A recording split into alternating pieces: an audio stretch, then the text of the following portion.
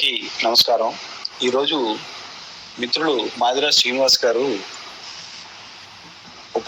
బ్రహ్మశ్రీ ఉపద్రష్ట సూర్యనారాయణమూర్తి గారి యొక్క అద్భుత గ్రంథం నామ నక్షత్ర వివేచన అవకహడాది శతపథ చక్ర వివరణం అనే ఒక చక్కటి పుస్తకాన్ని ఇచ్చి దీనిపైన అభిప్రాయాన్ని చెప్పమని చెప్పారు.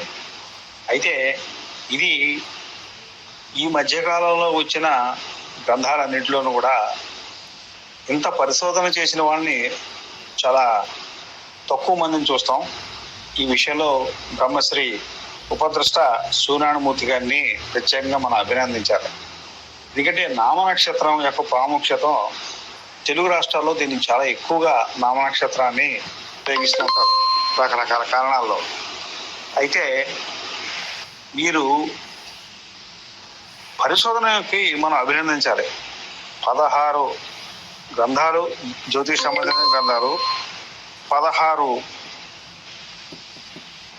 పంచాంగాలు మరియు 16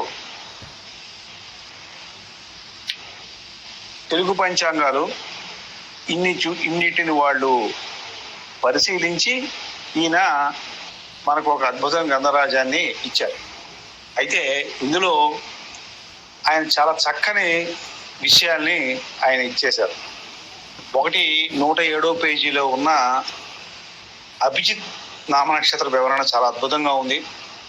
మరియు ఆయన ఈ మధ్యకాలంలో జన్మ నక్షత్రాన్ని బట్టి నామ నక్షత్రం పెట్టడం అని ఒక రెండిటికి సరిపోవాలని చెప్పి ఒక అపోహ ఎక్కువగా ఉంది. దీన్ని తొలగించడానికి ఆయన చేసిన ప్రయత్నం అద్భుతం. ఇది నాకు చాలా బాగా నచ్చింది. ఈ గ్రంథాన్ని ప్రతి ఒక్కరు కూడా చదవాలి.